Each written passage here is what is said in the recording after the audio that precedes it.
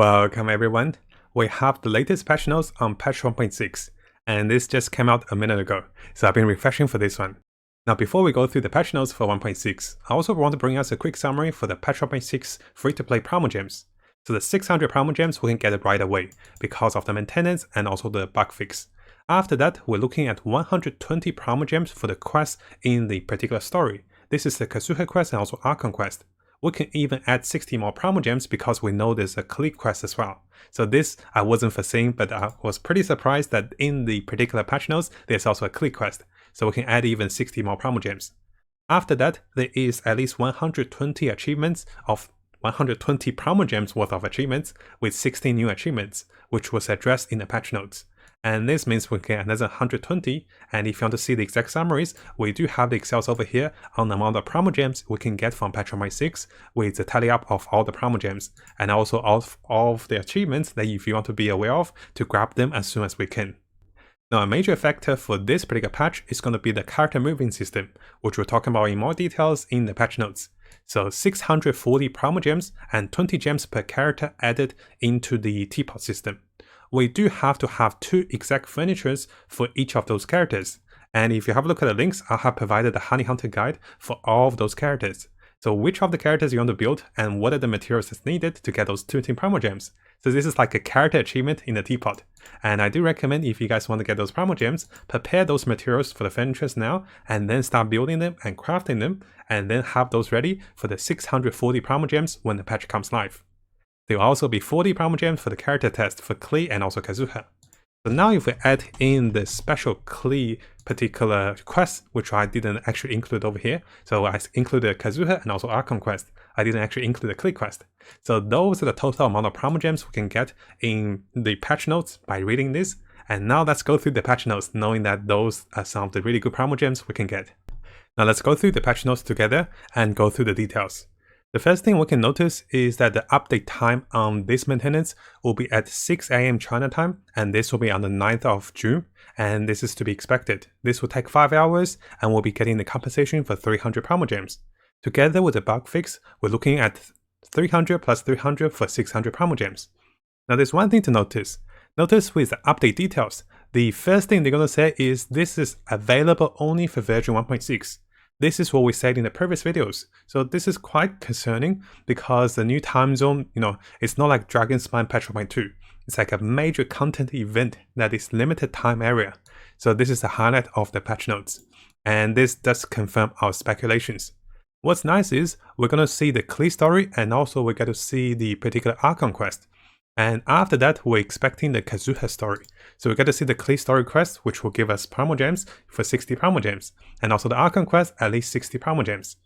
The island will no longer be accessible after version 1.6. You'll no longer be able to open the treasure chests, gather materials, and all earn quest reward with islands. So grab the opportunity to explore right away. So again, this is reinforcing that this is a limited time area with 1.6, which is kind of strange, I know, but we have heard of this, we'll be prepared for this. So I have the available resource for Kazuha and also for Klee. If you plan to ascend them, I'll have the links available for you guys.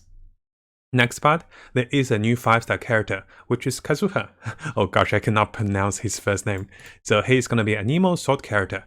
So let me zoom in a little bit first, so that's better. And also there is going to be a few of the 5-star weapons that will be coming with the patch 1.6. The new weapons are going to be the Freedom Swarm 5-star sword that is perfect for Kazuha with the Elemental Mastery. The 4-star weapon is going to be a festival that increases physical damage, and the Dogoto Tails are going to be a free 4-star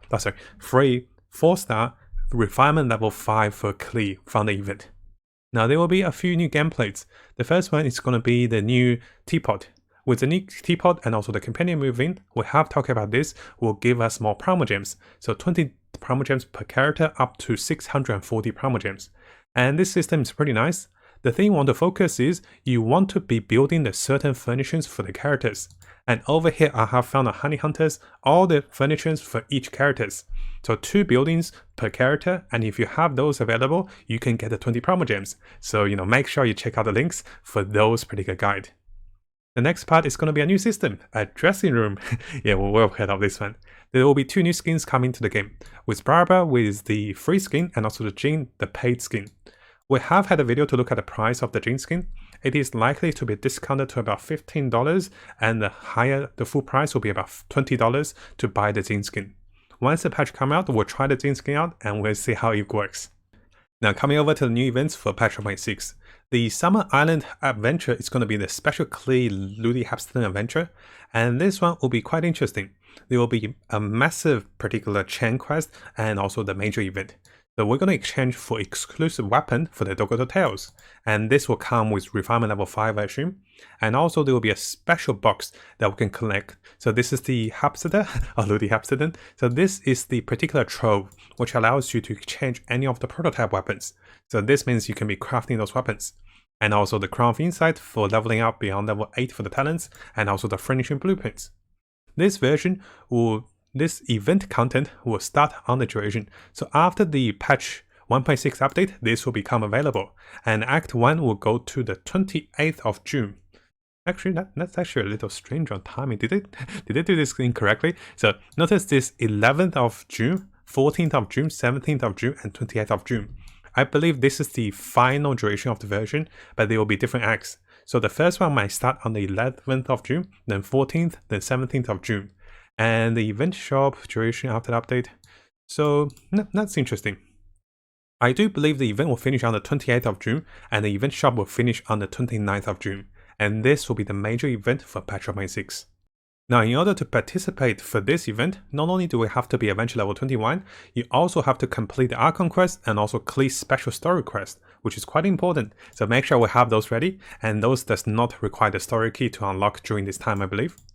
It's also going to be Act 1. Okay, this is going to be Act 1 and Cannon Make ready. So those are going to be the special events during the Klee challenges. I believe this is about the boats and also the using the ship and to travel around. So notice that it says there will be rewards as Primogems and also a lot more rewards. So the next one is going to be full speed ahead. I believe the first one, you're going to use cannons with your boat. The second one, you're going to be using your boat to rush around to have the time challenges. And the next one is going to be a special of the Golem, the Magukeki, the new elite monster that can fight with the particular, limited time area. And for this one, so the first one is going to be cannon, the second one is going to be a speedboat challenge, the third one is going to be a boss fight with the elite monster, and the last one is going to be the Hapston bomb, which you can use Klee's special bomb to blow up enemies. So there'll be 4 parts to this particular major event, and also there's more events. So the next event is going to be the Barber event, the Echoing Tales. I believe this one have about 34 or 36 tails together, and by completing 24 of those, you can get the free barber skin. And this will unlock over the 7 days period. So this one's quite nice, and not only can we get the free Primogems and also a free barber outfit. So this one's definitely going to be our focus. We also will be looking into the new Archon quest that will be coming with patch 1.6. So this is where the Primogems may be coming from as well, definitely at least 60 or maybe 120.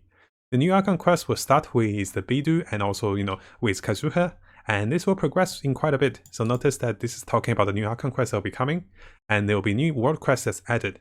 So there's a number of new world quests. So you gotta set a dish. So we won't go through all of them, but I do believe those doesn't have Primogems, but if they do, we're looking at maybe 30 or 60 Primogems with all of them. Now notice here there's also a limited time world quest that will add later date, which is called the Big Badoon Battle. So those will be related in starting the new events that's coming with patch 1.6. I believe they usually get some dialogues and they tell us to travel to a certain place and then we fight the monsters or do the event. The new monster, the Magukeki, is going to be a mechanical humanoid for another nation. So this is from Inazuma pretty much. What I heard is, in the livestream, that this monster will block range attack, which will make characters like Ganyu much harder to go against him. So this is quite interesting. So maybe this is like a hidden buff to the melee characters. Once it comes out, if he's very difficult, we'll make a special guide for him. Now there's definitely a lot more gadgets. There's gonna be a new gadget with the Wheat Blast Hapston. There's gonna be a few of the new recipes, new furniture, and also new sets. There's gonna be a new region with a specialty. The special item, this is for the Kazuha Ascension item, the Sea Guadama. This particular item will have other means to after the end of the version. Yeah, this is what I was worried. I was like, they can't hide these items, right? So this is the new character ascension material that's coming with Inazuma. And notice it's like kind of hinting for the character ascension materials. And also we have new achievements. There's going to be 8 total teapot achievements and also 8 of the normal achievements, adding up to 120 Primogems at least. So floor 11 of the Leyline Disorder also changed, so the throw damage increased throw damage by 300% and its AoE by 100%. This is gonna be a buff for the, we know what this is for. It's for buff for the Nemo characters, especially for Kazuha. There's gonna be updated monster from floor 9 to level 12. We have talked about those before, and we won't cover this in too much details, so basically the rotation of those buffs will also change. So let's have a look. The first one is going to trigger a throw near the enemy, and this also create a shockwave. Again, this is focusing on Kazuha. The next phase will be the Brace Core Moon. Active character trigger throw effect on enemy. It will generate energy for the whole party member, and this only happens every 3.5 seconds. So the first throw effect will increase damage with the AoE shockwave. The second one, throw effect, will give us more energy gain for the whole team. The last phase of the Spiral Abuse will, again with the throw effect. Oh gosh, they really want to sell the Nemo characters, don't they? We do have a Nemo Traveler if you guys want to try him out. This may be really good too.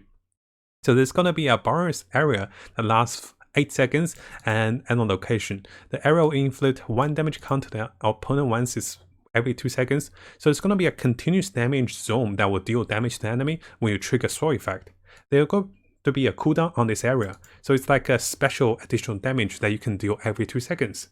And this is not bad, especially for Nemo characters with a lot of the throw and also elemental mastery effect. There will be a few of the audio upgrades for the characters. What I heard is when you move characters into the teapot, there will be new animations, effects, and also dialogues with the teapot. So stay tuned. I also heard that Huta dialogues are very good, so definitely check those out. They're really cute. So systems, nothing too special. There's going to be some overlays here. We won't have to worry about that much. Adjustment, optimization, increased load. Yes, we talked about this before. We'll be adding new characters. So in order to put characters in the houses and in the rooms, we'll be getting more load for those particular parts of the teapot. So Traveler no longer disappear with expectation character list. 4-star artifacts can be destroyed in return for Mora. Who destroyed them? So some indestructible level up materials not destroyable, but why? Optimize the character loot placement, crafting forge in co-op is, we have talked about those in the patch notes as well. Optimize the rules for listing, teleported domain doesn't say challenge fails. I get this all the time. I was like, I haven't failed. So a few of the optimization, so feedbacks, UI button, furnitures, increase the stack limit of the furnitures of the same type from 999 to 9099. Right. Someone will be building those. Someone will break this limit too. So if a player have condensed reason and less than 20 reason, selecting continue challenge after claim will not bring out a problem. Just some of the optimizations. The co-op increase and also the co-op improvement were quite nice. You can now build and also craft in co-op, and there's also more ways to get better co-op, which is really nice. Let's keep going. So audio features, the adjustment of voice for some characters, there may be optimization. So I do hear that again, the dialogue for the characters that's going to the teapot are quite nice. So other adjustments, absorption, food, adjustment for the pie. So this is quite important. We usually go to the last part. Whatever's hidden before will come over here. Increased damage caused by major reactions. Electro charge superconduct overload shattered when a character reaches level 60 or above. Look at that. That's what we're hoping for the buff of the major reactions that's not melt, that's not vaporized, because those were very powerful. So this is the buff that was supposed to get, that was not talked about in livestream. Increased base shield damage absorption generated by crystallized reactions. So more defensive for the Geo characters that gets the reactions. Increased damage bonus provided by Elemental Mastery. We do have a video covering this one. This is actually pretty massive. I believe the damage bonus from the Elemental Mastery for those reactions actually go from about 40 to 60% bonus, which is pretty good, guys. Additional details, bug fix will be posted on the 9th. So there will be more bug fix. But notice this is actually hidden over here. So this is actually a massive Elemental Mastery buff. And once this comes live, let's have a look how strong those characters can be. And notice who are they buffing? It's going to be the Electro characters. Electro Charge, Superconduct, Overload, all electric. And also the Throw effect will be for Nemo characters of the 4 elements. Shatter effect will be for the Freeze characters. The Freeze is not that big, to be honest. So Electro characters are getting the buff, preparing us for Inazuma. So let me know what you guys think about this patch notes for patch 1.6. Because we can see this is the time limited area that is confirmed over here. but after that, we do see a lot more ways to get more Primogems. So although the area is time limited, and actually, be actually aware guys, we got to grab those as soon as we can because those will expire. They actually warned us over here. And after that, we do see there's more ways to get more Primogems, especially the character moving part. And then finally, we do see the potential buffs that we're hoping for the elemental reactions that is not melt or vaporize. So those are the major reactions that is getting a damage buff after level 60. And then there will be better reactions with elemental mastery, and this will give us more damage bonus. So this is definitely looking nice, and let me know what you guys think about those patch notes and what do you think about patch 1.6. Now if you found this video helpful, make sure you subscribe and also turn the little bell on for the latest news. I'll be looking towards to make more builds, guides, tips and news and event updates for us as we come further into the game.